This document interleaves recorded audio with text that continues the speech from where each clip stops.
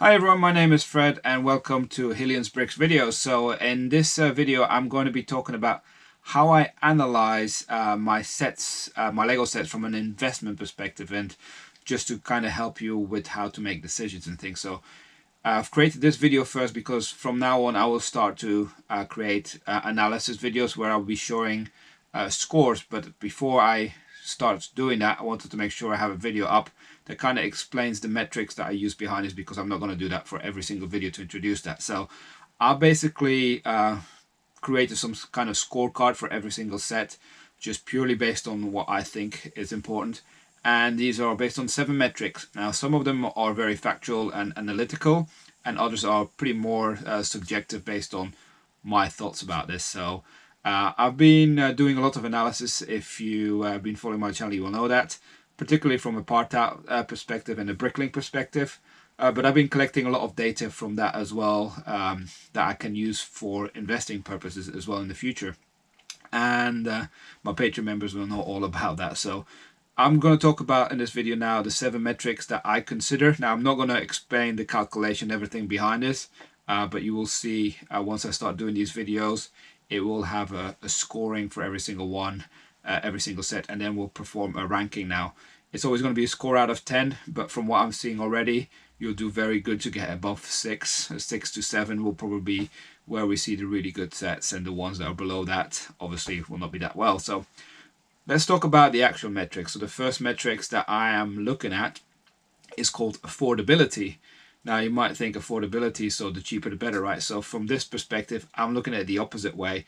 You know, when it's low price, it means it's affordable to many people, and therefore a lot of people will buy it.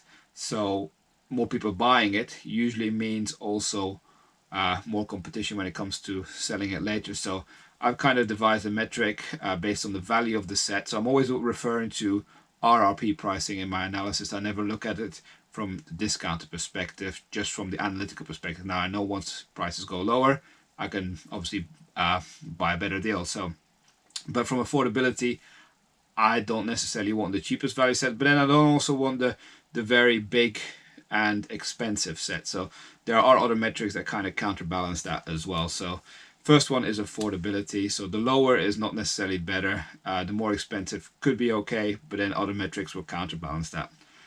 Next one is an important metric is the theme of the set. So, you know, Lego got many themes, and I've done a more of a subjective ranking based on historical performance of some of the sets, right? So, you know, Lego sets like from Star Wars themes are usually pretty good. Lego IDs, Lego Harry Potter, those are the sort of themes that I've kind of scored higher. And then there's other themes like Lego City and a few others that are not necessarily the best from a Lego investing perspective. So this is a measurement that's quite subjective based on my opinion for now, and something that might tweak in the future based on performance once I do more of Lego reselling and gain more experience. Next is another scoring, and it is a ratio score that I basically do. And this is a very simple ratio. It's basically the price per piece ratio, so everybody can do that analysis. But what I've done is not just use the price per piece ratio, but I've adjusted it. And the adjustment is also based on if the set contains minifigures. So clearly a minifigure can hold a bit more of a value, especially for certain themes. So I've done an adjustment based on the ratio for that to help me. Sets with good minifigures or with more minifigures obviously have an increased value as well. So my calculation takes into account that sort of thing. Fourth measure comes down to availability. And it's not whether a set is currently available in Lego or not. That's not something that I'm currently measuring, because this is just a snapshot in time, right? But what I mean by availability is how widespread is it going to be available? And I've got 4 measures on here. So the first one is it's a Lego exclusive. You can only get it on Lego. So that means it's going to be a high score, because you're hardly going to get a discount for it, and there's not many people that are going to get it either. So that's probably the best ranking there is. Then the next ranking I've got on there, the rating I mean, is rare.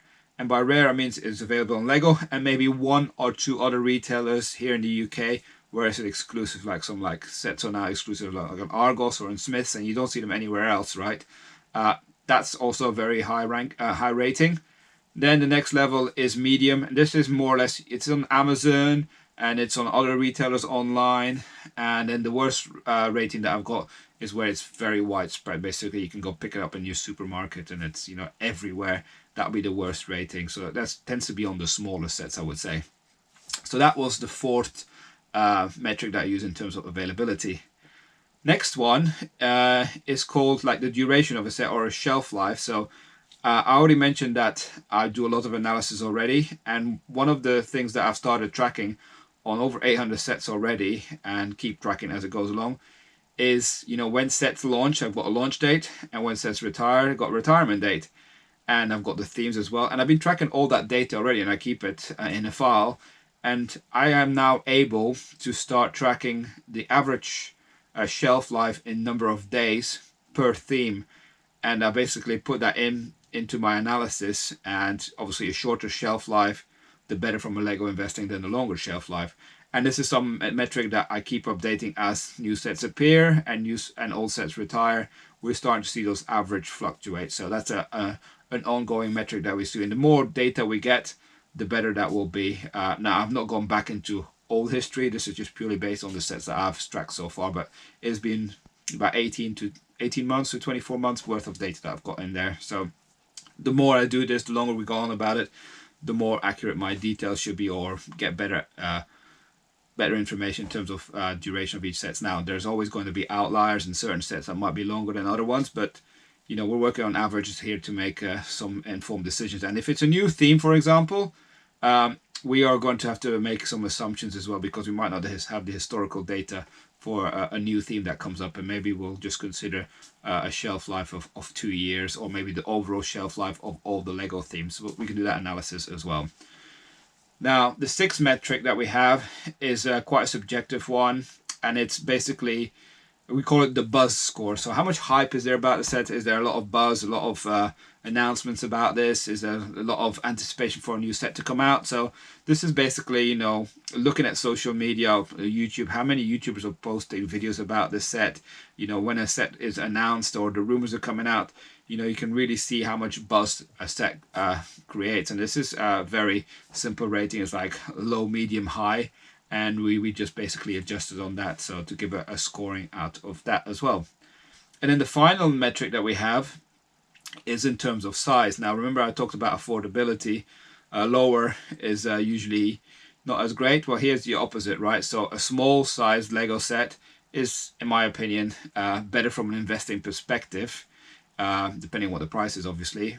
But in terms of shipping, you have smaller costs. It's also, you can store more of them. So that's why we then small, medium, large is our metric for size. So that's how we analyze that and give a score rating based on that.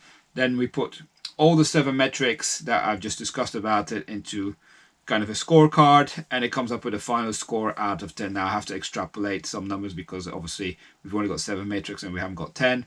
But we are starting to do some analysis now.